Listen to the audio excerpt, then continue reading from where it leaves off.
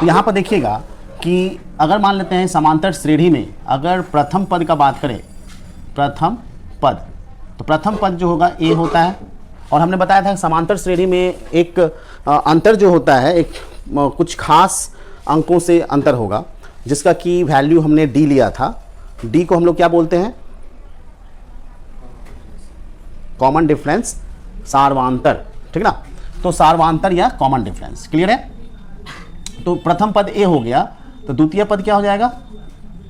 द्वितीय पद हो जाएगा आपका ए प्लस डी। इसको हम लोग लिख सकते हैं, जैसे हमारा ये प्रथम पद को हम लोग T1 बोल सकते हैं और इसको T2 बोल सकते हैं। तो इसको हम लोग लिख सकते हैं A plus 2 minus 1 into D.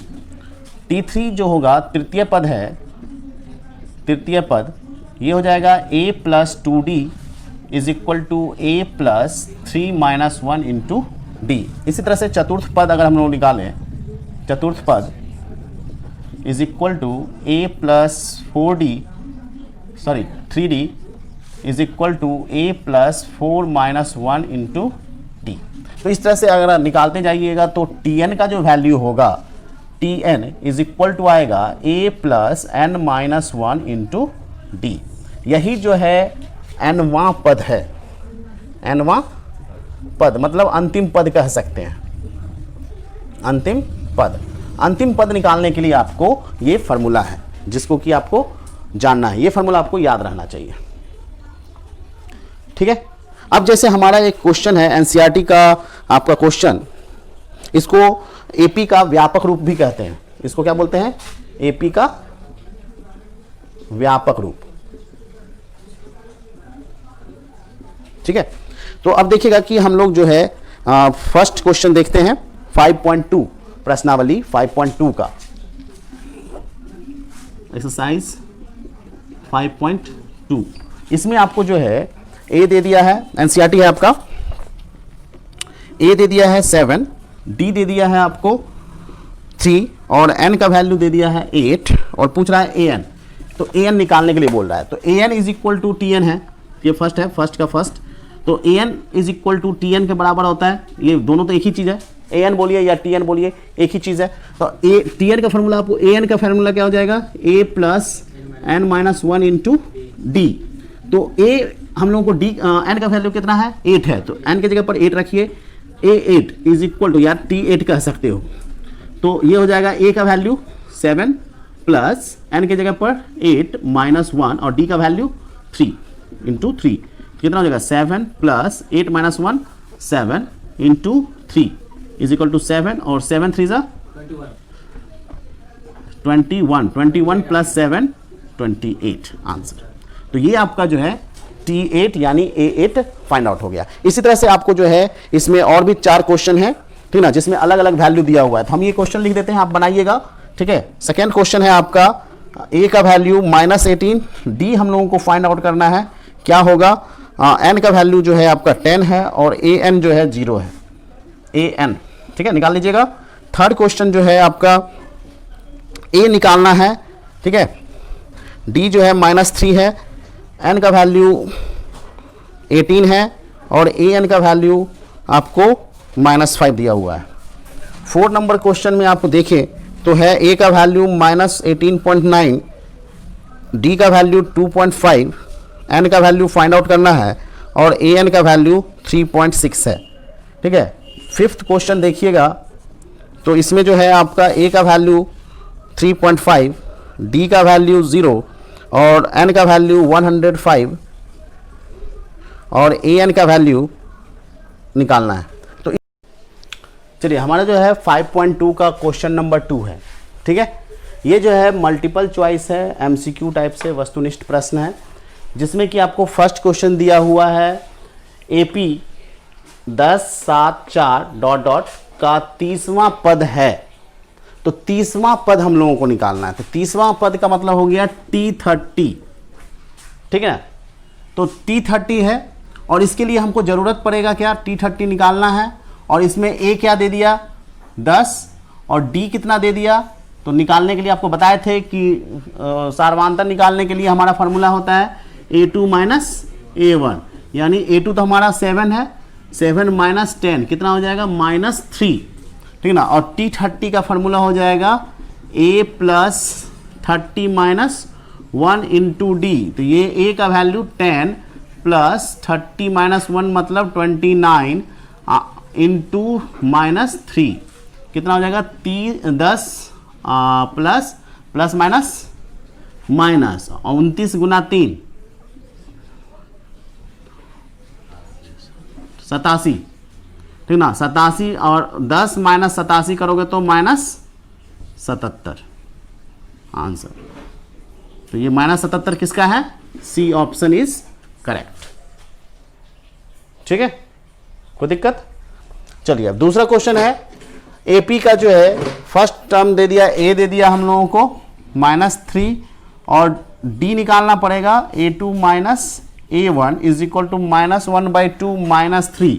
तो कितना हो जाएगा? नहीं, -3, क्योंकि ये तो A है ना, A2 माइनस A1, A1 भी हमारा, A2 भी हमारा माइनस और A1 भी माइनस और A2 भी माइनस, और यहाँ माइनस तो फॉर्मूला का है, ठीक है ना। तो ये हो जाएगा आपका कितना माइनस, आप कर लीजिए तो माइनस माइनस प्लस हो जाएगा, -1/2 माइनस माइनस +3 और बाय में 1 होगा।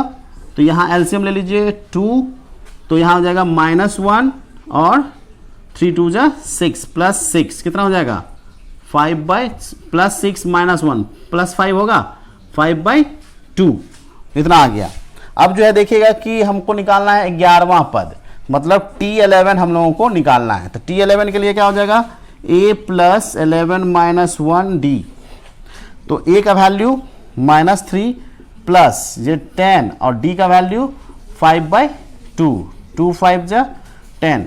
तो यहाँ -3 अब प्लस 5 5 25 कितना हो जाएगा -3 अब +25। तो -3 + 25 कितना हो जाएगा 22। तो ये ऑप्शन बी करेक्ट। इस तरह से आपको ऑब्जेक्टिव क्वेश्चन सॉल्व करने हैं, ठीक ना। फास्ट कैलकुलेशन करिएगा, यह आपको तरीका बताया गया है, ठीक है। हमारा जो ये थर्ड क्वेश्चन है, इसमें आपको दिया गया है रिक्त खाने दिए हुए हैं, बॉक्स ब्लैंक बॉक्स दिया हुआ है, इसमें कौन सा होगा ये तुमको निकालना है। इसमें बनाने का तरीका सब सेम है। अब हम लोग देखो फर्स्ट क्वेश्चन हम लोग देखते हैं कि आखिर फर्स्ट क्वेश्चन हम लोग कैसे सॉल्व करते हैं। देखिएगा, जैसे हमारा जो है फर्स्ट में A आपको दे दिया है 2 और TN दे दिया है 26। यहाँ कैमा पद है, पहला, दूसरा और तीसरा, यानी ये TN कितना है T3 है, ठीक है। तो हम लोगों को T3 का फॉर्मूला हो जाता है A plus 3 minus 1 into D. तो A का वैल्यू 2 प्लस 2D और T3 का वैल्यू 26, ठीक है। देखते जाना कैसे बना रहे हैं। और यहाँ पर जो है देखिएगा ट्रांसपोजिशन करोगे, इस 2 प्लस 2 को इस साइड ले जाइए, तो ये हो जाएगा 26 माइनस 2 बराबर 2D। तो ये हो जाएगा कितना 24 बराबर 2D। तो यहाँ से सीधा कर लेते हैं, 2D इज इक्वल टू 24 और D इज इक्वल टू कितना हो गया 24/2 यानी 12, ठीक ना। 12 दूना 24। अब जो है T2 निकालना है, तो T2 के लिए फॉर्मूला क्या हो जाता है T2 is equal to A plus D। तो A हो गया 2 और प्लस D हो गया 12, 12 2 14। तो इस ब्लैंक्स में कितना आ जाएगा 14, आंसर हो गया, ठीक है। तो आपको जो है इसके बेस पर करना है, ठीक ना। एक क्वेश्चन हम लोग और देख लेते हैं। जैसे हमारा ये क्वेश्चन देखिएगा, सेकेंड क्वेश्चन में हमको A1 यानी A नहीं दिया हुआ है, इस बार A2 दिया हुआ है और A4 दिया हुआ है, ठीक ना। पहला, दूसरा, तीसरा, चौथा है, तो A4 दे दिया यानी T4 दे दिया और T2 दे दिया। तो T2 दिया हुआ है 13, इसको हम लोग लिख सकते हैं A प्लस D लिख सकते हैं, और T4 जो दिया हुआ है 3 बराबर A प्लस 2D लिख सकते हैं। ये फर्स्ट समीकरण, ये सेकेंड समीकरण।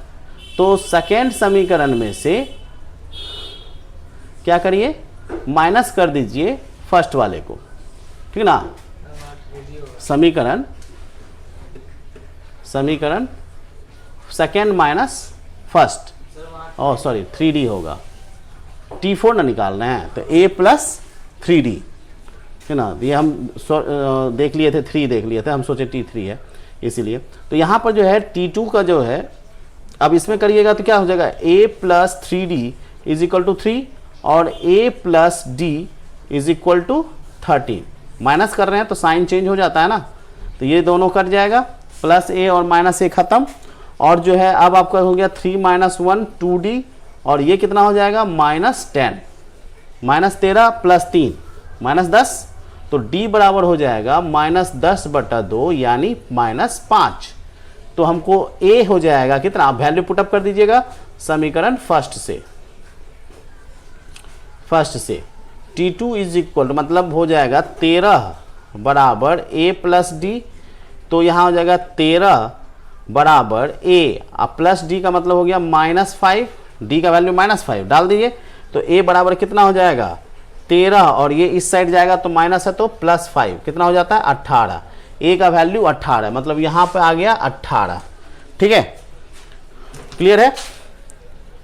और अब जो है आपको निकालना है T3, तो T3 रख दीजिए, T3 is equal to A plus 2D, तो आपका A निकल गया 18 प्लस 2 इंटू -5, तो हो जाएगा 18 माइनस 5 दूने 10 प्लस माइनस माइनस, तो -10 बराबर 8, तो यहाँ आ जाएगा 8 आंसर। क्लियर है। तो इस टाइप से आप निकाल लीजिएगा, पूरा बाकी निकल जाएगा, तब करके देखिए, ठीक ना।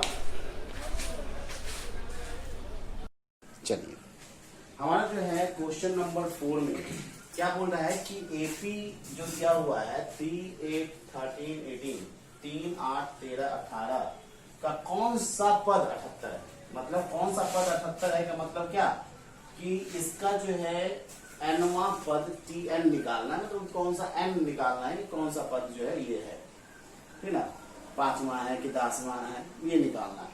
तो ये जो है हमारा जो है इसमें हम लोग को क्या निकालना है, n निकालना है, कौन सा पद 78 है, तो n निकाल लेना है, ठीक ना।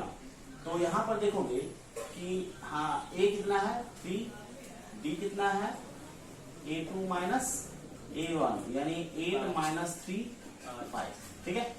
तो Tn कितना है 78 है, तो Tn का वैल्यू जो हो गया A plus n minus 1 into D, Tn का वैल्यू रखिए 78 बराबर A का value 3 plus n minus 1 into D का वैल्यू 5, ठीक है। ये हो जाएगा 78 माइनस 3, इधर लाइए -3 बराबर n माइनस, इसको कर लो तो तोड़ोगे तो 5n, नहीं तो रहने दो, n माइनस 1 इंटू 5, ये कितना हो जाएगा 75, ठीक ना, 75 होगा। और इधर से 5 जो है आएगा, कितना हो जाएगा, गुना में है तो भाग में आएगा, 5 कर देते हैं, और is equal to n minus 1 15, तो n माइनस 1 बराबर 15 है, तो n बराबर कितना हो जाएगा 15, माइनस इधर जाएगा तो +1 बराबर 16। तो यह जो है अतः क्या लिखोगे, अतः 78 दिए गए AP का 16वां पद है, तो कौन सा पद है का आंसर आ गया, ठीक ना, 16वां पद है। वहां पर भी बोल रहा है कि यहाँ पर निम्नलिखित में प्रत्येक श्रेणी में कितने पद हैं, कितने पद है मतलब n निकालना है इन सब में भी, तो इन सब में भी n ही निकालना है, तो n आपको इसी तरह से बना लेना है, ठीक ना, सेम टू सेम बनेगा, n निकालने के लिए वो तरीका है। क्लियर है। अब इसी तरह से जो है आप लोग जो है कोशिश करिएगा कि 6, 7 बनाने का। हम एक 7 नंबर क्वेश्चन बना देते हैं, ठीक है। 7 नंबर देखिएगा, ये मिटा दूं, मिटा देते हैं, इसलिए तो बन जाएगा तुम सबसे। 7 नंबर उस AP का 31वां पद ज्ञात कीजिए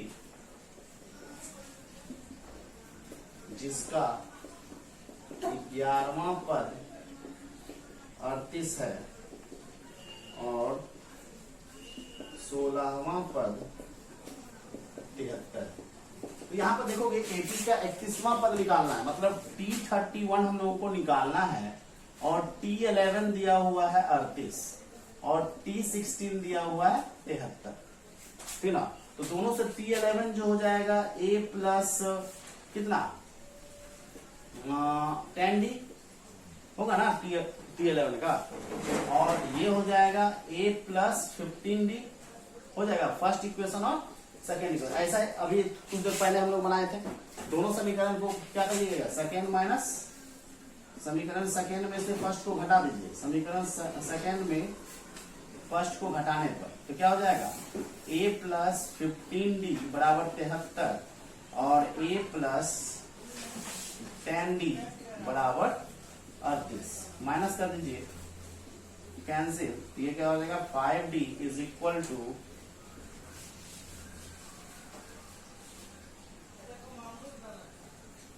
35, D बराबर 35/5 7, ठीक ना। तो समीकरण फर्स्ट में मान रखिएगा, समीकरण फर्स्ट से क्या हो जाएगा A प्लस 10D बराबर 38, तो A प्लस 10 इंटू 7 70 हो जाएगा 38। तो A बराबर यहाँ 70 हो गया ना, 38 माइनस 70 कितना हो जाता है 2 और 3 32, ठीक ना, माइनस 32 होगा। अब जो है हम लोग जो है आसानी से निकाल सकते हैं। अब हम लोग T31 ये मिटा देते हैं, ठीक ना, बना लोगे ना।